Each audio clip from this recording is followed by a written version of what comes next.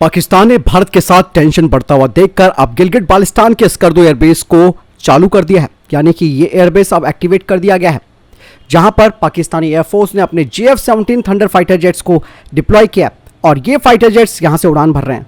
और इन fighter jets में यानी कि JF-17 फाइटर जेट्स में लॉन्ग रेंज की एयर टू एयर मिसाइलें लगाई गई हैं और ये फाइटर जेट सतह से काफ़ी नीचे उड़ान भरते हुए देखे जा रहे हैं। मतलब साफ है कि पाकिस्तान नहीं चाहता कि उसके फाइटर जेट भारतीय रडार की पकड़ में आए, इसीलिए वो सतह से बहुत ही करीब उड़ान भर रहा है। अब पाकिस्तान यहाँ से भी हमला करने की योजना बना सकता है, इसलिए भारत को अलर्ट मोड पर रहना होगा। दरअसल दोस्तों, गिलगिट बाल्टिस्तान जो कि हमारा ही हिस्सा है, जिस पर पाकिस्तान ने अवैध कब्जा किया है, यहाँ पर स्कर्दू एयरबेस बनाया गया है।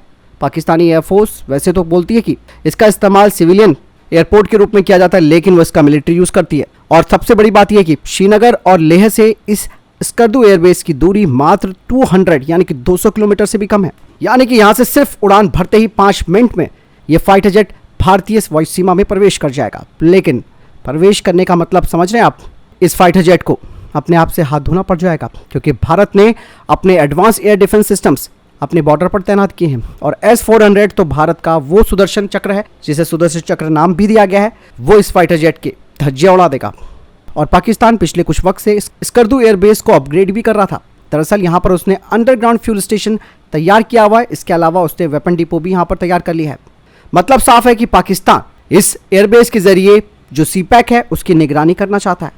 यही नहीं, टर्की से लिए गए जो बाराकटर TB2 ड्रोन है, उन्हें भी वो इसी एयरबेस से इस्तेमाल करता है। वहीं दोस्तों, चाइना को भी स्कर्दू एयरबेस पर काफ़ी इंटरेस्ट है और इससे पहले भी कई चीनी फाइटर जेट्स और ट्रांसपोर्ट एयरक्राफ्ट स्कर्दू एयरबेस का इस्तेमाल कर चुके हैं और अक्सर करते भी रहते हैं। पाकिस्तान और चाइना इस एयरबेस का इस्तेमाल भारत के खिलाफ कर सकते हैं और ये उनकी रणनीतिक बढ़त के रूप में देखा जाता है।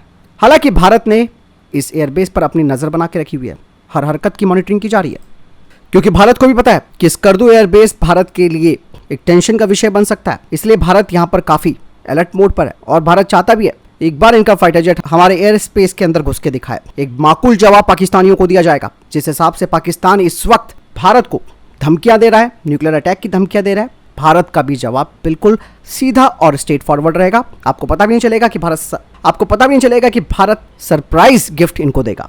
अब दोस्तों, आपको पता चला कि POK लेना कितना ज़रूरी हो गया है। पाकिस्तान और चाइना दोनों ही भारत के खिलाफ इस फ्रंट का इस्तेमाल कर सकते हैं, क्योंकि ऑब्वियस सी बात है, आपने देखा होगा कि हमारी जो पिछली गलतियां थी, हमारी राजनीतिक अनिच्छा थी, उसकी वजह से हमारे हाथ से POK चला गया।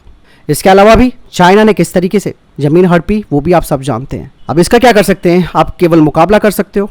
जब तक अगर आपने कब्जा नहीं किया, तब तक ये टेंशन आज नहीं तो कल नहीं तो फिर परसों और भविष्य में होती रहेगी, क्योंकि पाकिस्तान जो है वो एक आतंकी कंट्री है जिसका कोई तोड़ नहीं है।